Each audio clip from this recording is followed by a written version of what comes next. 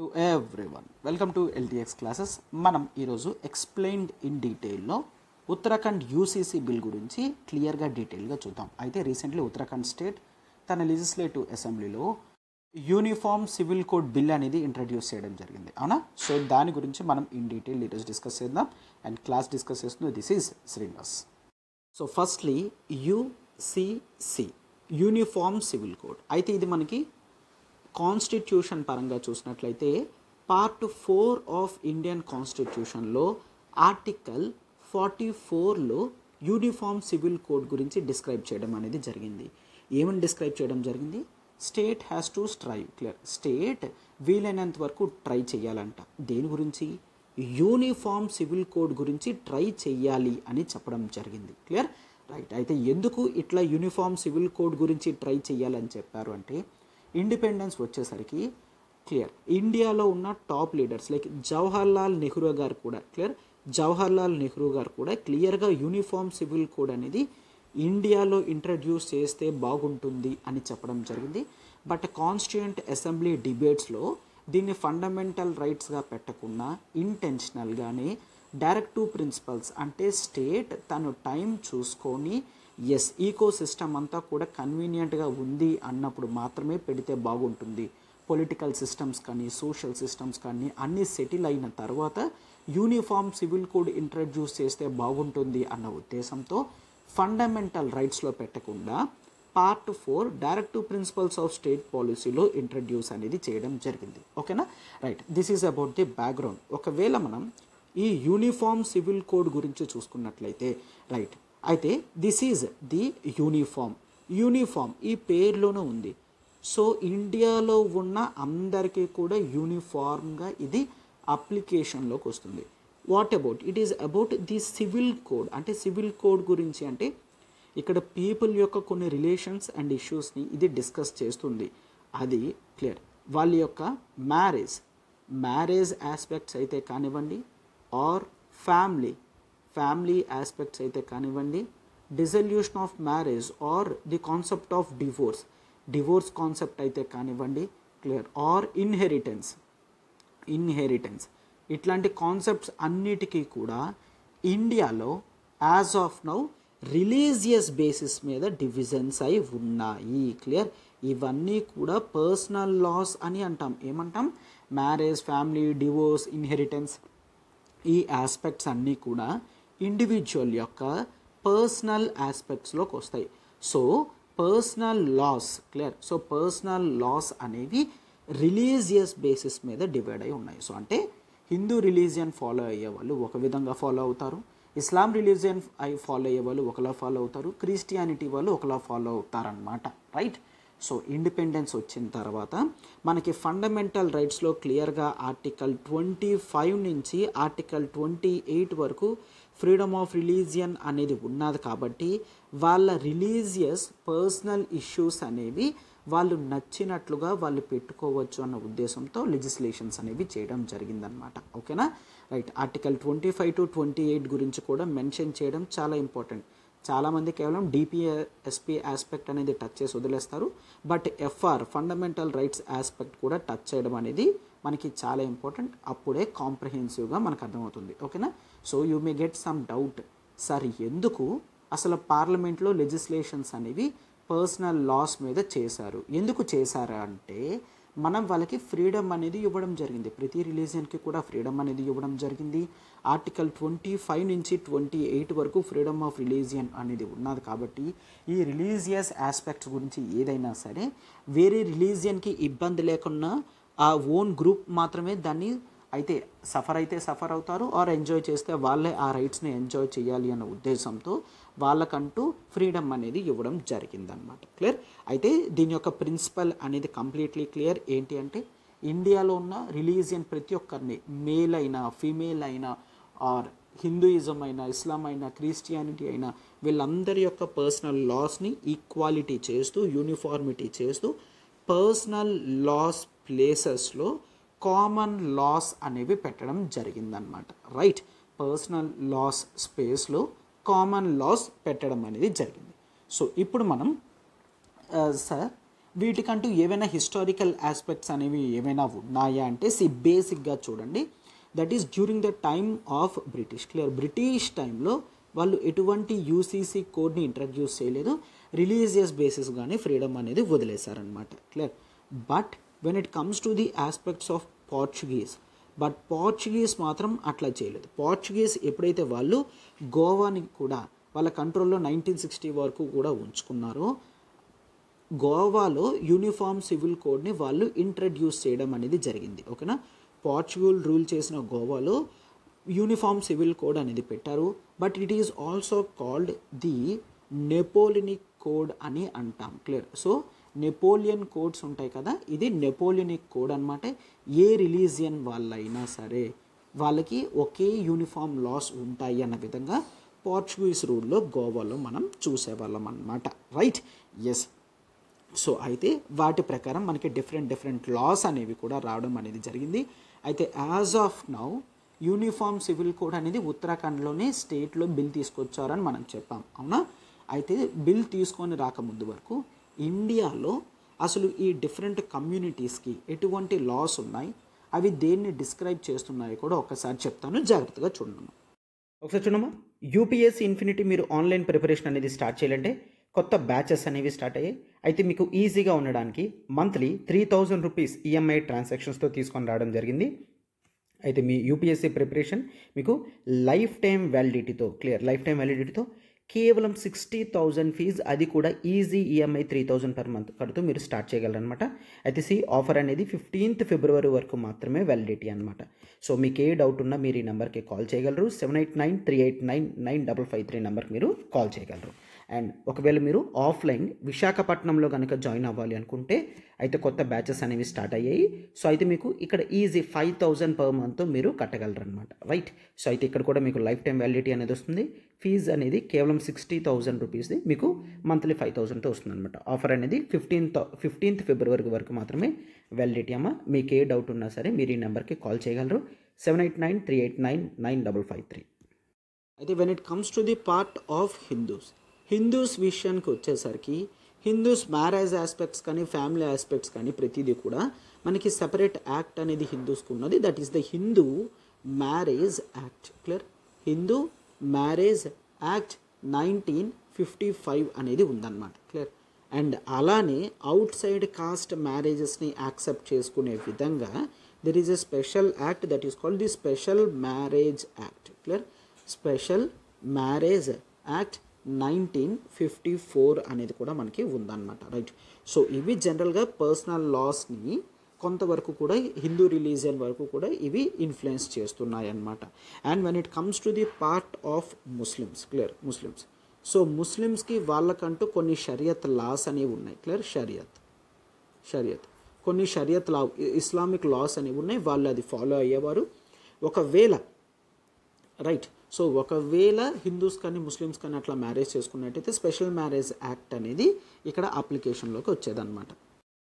And next చూసుకున్నట్లయితే మనకి remaining communities కానీ, క్లియర్, బుద్ధిజం అయినా జైన్స్ అయినా వీళ్ళందరూ కూడా, క్రిస్టియానిటీ అయినా వాళ్ళ ఓన్ పర్సనల్ లాస్ ఏవైతే ఉండేవో వాటి మీద ఇన్ఫ్లుయెన్స్ అనేది ఎక్కువై ఉండేది. Right, yes. అయితే ఇట్లా ఉన్న ఈ కండిషన్స్లో యాజ్ ఆఫ్ నౌ మనం చూసుకున్నట్లయితే ఉత్తరాఖండ్ అనేది ఫస్ట్ స్టేట్ గవర్నమెంట్ అనమాట. అసెంబ్లీలో బిల్ పెట్టి కొన్ని ఇంపార్టెంట్ ప్రావిజన్స్ గురించి కూడా డిస్కస్ చేయడం అనేది జరిగిందనమాట. సో ఇప్పుడు మనం వాటి గురించి క్లియర్గా ఆ బిల్లో ఏమున్నాయి, కొన్ని ఇంపార్టెంట్ చేంజెస్ అనేవి ఇన్ జనరల్గా ఏం తీసుకొస్తున్నారు అనేది నేను ఇక్కడ డిస్కస్ చేస్తాను. Right, yes. అయితే ఈ చేంజెస్ అనేవి ఏ రిలీజియన్లో ఏ విధమైన చేంజెస్ వస్తున్నాయో పర్టికులర్గా ఈ ఆస్పెక్ట్లో మనం చూద్దాం. క్లారిటీ అనేది పూర్తిగా వస్తుంది. When it comes to the part of Muslim రిలీజియన్ని మీరు అబ్జర్వ్ చేసినట్లయితే clear, minimum age of marriage అనేది ఉమెన్కి 18 ఇయర్స్గా ఇప్పుడు ఫిక్స్ చేయడం జరిగింది. అండ్ మేల్స్కి 21 ఇయర్స్గా ఫిక్స్ చేయడం జరిగిందనమాట. ఓకేనా, సో అయితే మినిమం ఏజ్ ఆఫ్ మ్యారేజ్ అనేది ఇంతవరకు ఏదైతే హిందూ మ్యారేజ్ యాక్ట్లోని స్పెషల్ మ్యారేజ్ యాక్ట్లో అట్లా ఉండేదో, ఈవెన్ ముస్లిమ్స్కి కూడా minimum age of marriage for ఫీమేల్స్కి 18 ఇయర్స్, మేల్స్కి 21 ఇయర్స్గా ఫిక్స్ చేయడం అనేది జరిగిందనమాట. Right, and when it comes to the part of succession, clear, right, so that is ఒక జనరేషన్ తర్వాత నెక్స్ట్ జనరేషన్కి ఏ విధంగా అసెట్స్ అనేవి ట్రాన్స్ఫర్ అవుతాయి అని చూస్తాం కదా. ఆ సక్సెషన్ లాస్ కూడా పూర్తిగా ఇస్లాం కల్చర్లో చేంజ్ చేయడం అనేది జరిగింది. సో దీని ప్రకారం ఉత్తరాఖండ్లో ముస్లిమ్స్ ఎవరైతే ఉంటారో వాళ్ళకి ఇండియన్ సక్సెషన్ యాక్ట్ 1925 ప్రకారం ప్రతిదీ కూడా వర్తిస్తుంది అని చెప్తారనమాట. క్లియర్. ఫర్ ఎగ్జాంపుల్ ఒక ఫ్యామిలీ ఉంది అంటే వాళ్ళకి డిఫరెంట్ క్లాస్ ఆఫ్ హెయిర్స్ ఉంటారు. క్లాస్ 1 హెయిర్, క్లియర్, హెయిర్ అంటే వారసుడు అనమాట. క్లాస్ 1 హెయిర్స్ ఉంటారు. క్లాస్ 1 హెయిర్ అంటే ఎవరెవరు ఉంటారు? చిల్డ్రన్ ఉంటారు. ఆర్ ఒక మేల్ చనిపోతే అతని వైఫ్, క్లియర్, వైఫ్ విడో అయి ఉంటారు కదా. సో ఆమెకి పూర్తిగా అసెట్స్ అనేవి ఉంటాయి. క్లియర్. క్లాస్ 1 హెయిర్స్ అంటాము. క్లాస్ 1 హెయిర్ అంటే చిల్డ్రన్ అండ్ విడోస్ అనమాట. ఒకవేళ క్లాస్ 1 హెయిర్ ఎవరు లేకపోతే నెక్స్ట్ క్లాస్ 2 హెయిర్ అనమాట. క్లియర్. నెక్స్ట్ ఒకవేళ క్లాస్ 1 వారసులు ఎవరైనా లేకపోతే క్లాస్ 2 వారసులు ఎవరెవరు ఉంటారు? ఫర్ ఎగ్జాంపుల్ ఏ అనే వ్యక్తి చనిపోతే వాళ్ళ సిబ్లింగ్స్, క్లియర్, వాళ్ళ అన్నదమ్ములు కానీ చెల్లెలు కానీ వాళ్ళకి పవర్ అనేది వెళ్తుంది. ఒకవేళ వాళ్ళు కూడా లేకపోతే నియరెస్ట్ క్లోజెస్ట్ రిలేటివ్స్ ఎవరైతే ఉన్నారో వాళ్ళకి ఎసెట్స్ అనేవి ట్రాన్స్ఫర్ అవుతాయి. సో సక్సెషన్ అనేది ఇంతవరకు కూడా ఇండియన్ సక్సెషన్ యాక్ట్ అనేది ఉండేదన్నమాట. ఏముండేది? ఇవన్నీ కూడా చాలా ఇంపార్టెంట్. ఏముండేది? Indian succession act. ఈ యాక్ట్ ప్రకారం ఇట్లా క్లాస్ 1 హెయిర్స్, క్లాస్ 2 హెయిర్స్ అనేవి ఉండేవి. దానితో అలైన్ చేస్తూ యూనిఫామ్ సివిల్ కోడ్లో ముస్లిమ్స్కి కూడా ఈ ప్రావిజన్స్ అనేవి పెట్టడం జరిగింది. క్లియర్.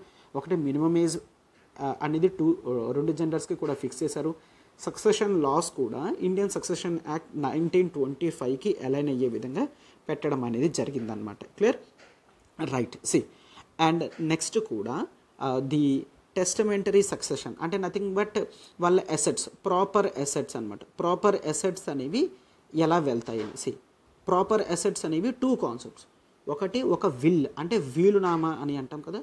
వీలునామా రాయొచ్చు.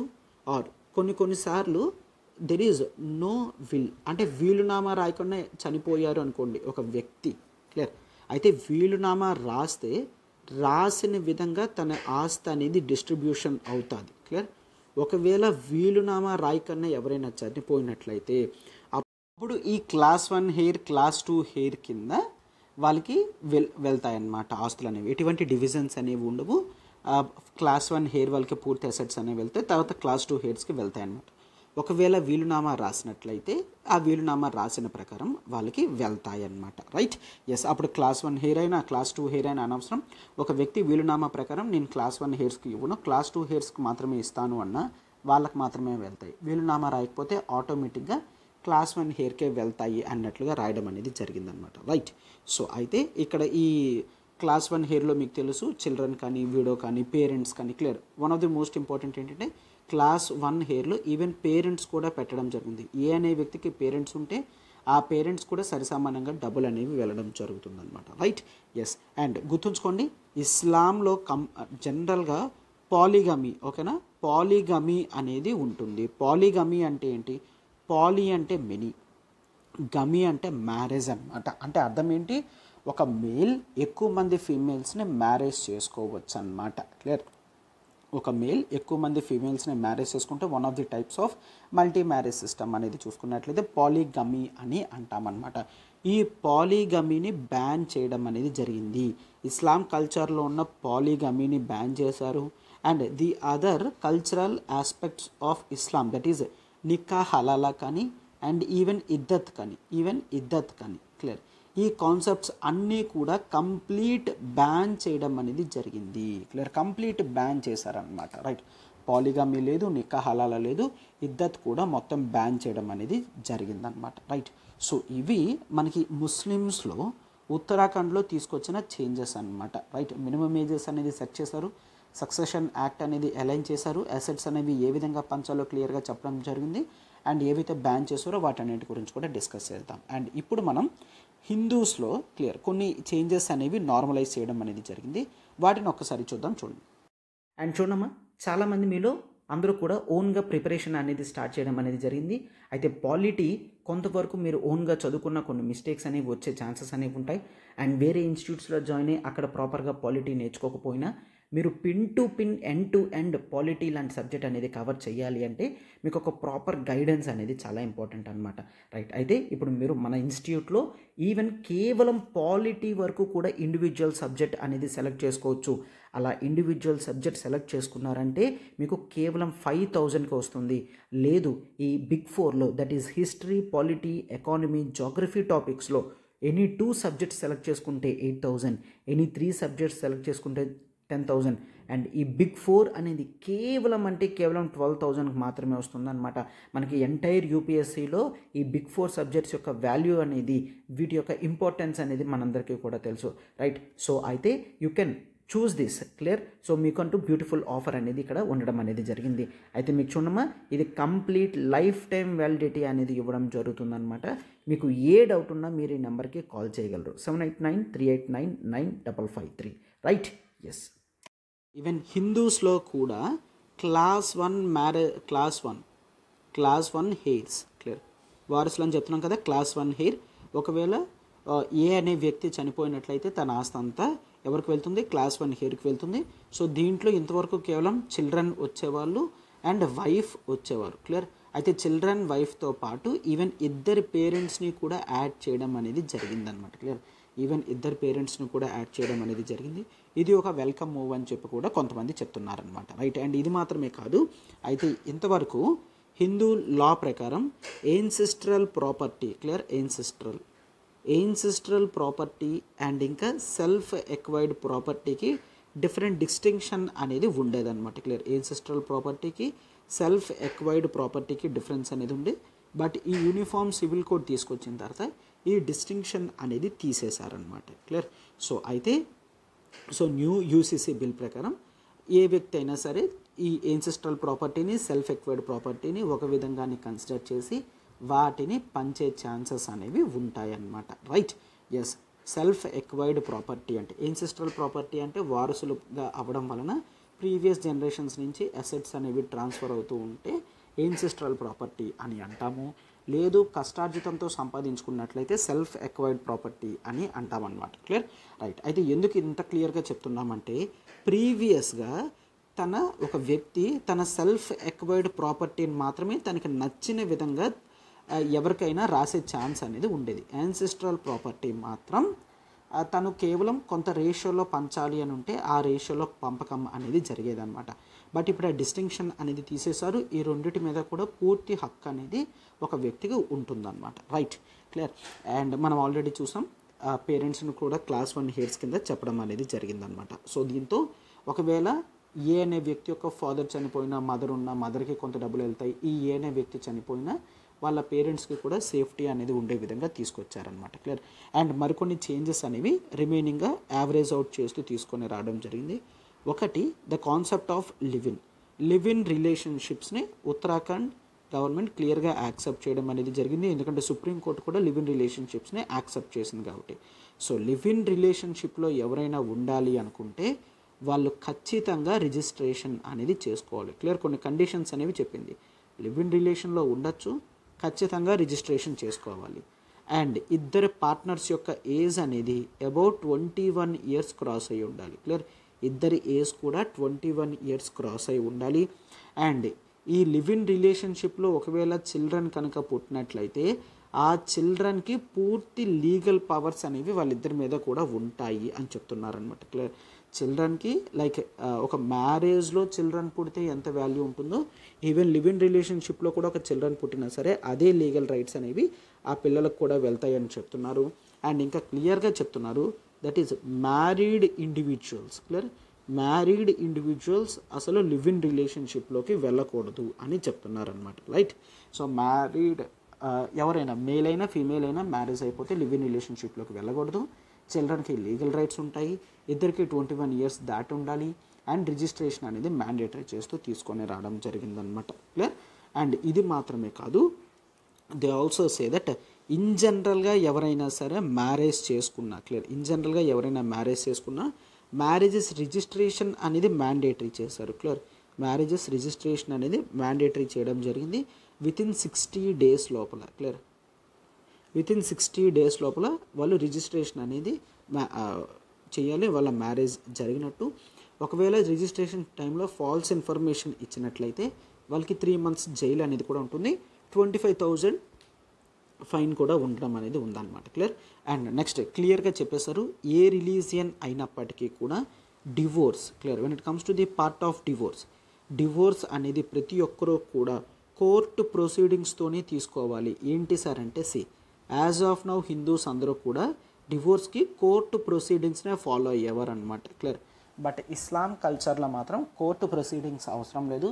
పెద్దల సమక్షంలో ఆర్ నార్మల్గా అయినా ట్రిపుల్ తలాక్ చేసినట్లయితే, క్లియర్, సో ట్రిపుల్ తలాక్ చేసినట్లయితే వాళ్ళిద్దరి మధ్యలో ఉన్న రిలేషన్ అనేది బ్రేక్ డౌన్ అయిపోయినట్టు అనమాట. బట్ ఇప్పుడు క్లియర్గా ఉత్తరాఖండ్ యూసీసీ బిల్ అనేది చెప్తుంది, ఉత్తరాఖండ్లో ఎవరైనా డివోర్స్ తీసుకోవాలి అనుకుంటే ఖచ్చితంగా కోర్టు ప్రొసీడింగ్స్తో మాత్రమే తీసుకోవాలి అని చెప్తున్నారనమాట. క్లియర్. రైట్. అండ్ ఇది మాత్రమే కాదు, క్లియర్గా చెప్తున్నారు, ఈ యూసీసీ బిల్ ఏదైతే ఉందో ఇది కేవలం డిఫరెంట్ రిలీజియన్ పీపుల్కి అంతే తప్ప ఎటువంటి ట్రైబల్కి కూడా ఈ రిలీజియన్ అనేది వర్తించదు అని చెప్తున్నారు. This is most important. Clear.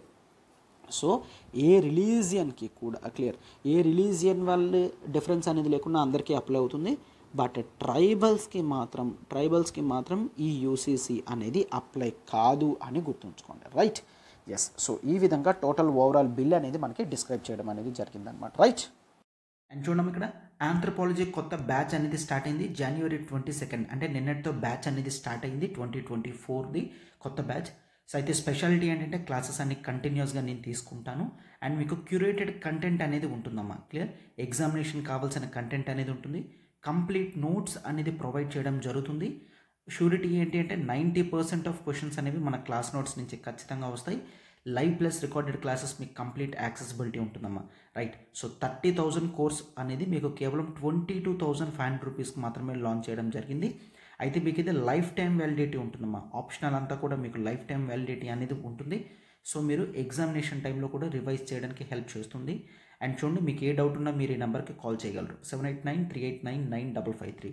అయితే మీరు ఇంకా ఆప్షనల్ సెలక్షన్లో కన్ఫ్యూషన్లో ఉన్నా, నాతో మాట్లాడాలనుకున్నా మీరు నెంబర్ కాల్ చేసినట్లయితే మీరు నాతో మాట్లాడగలరు. సో మీకు కంప్లీట్ గైడెన్స్ అనేది ఇవ్వడం జరుగుతుంది. అయితే ఒకవేళ ఈవెన్ ఆంథ్రోపాలజీ రిలేటెడ్ మీరు కొన్ని క్లాసెస్ కూడా వినాలనుకుంటే, డెమో కూడా కావాలనుకున్నా ఈ నెంబర్కి మీరు కాల్ చేయగలరు.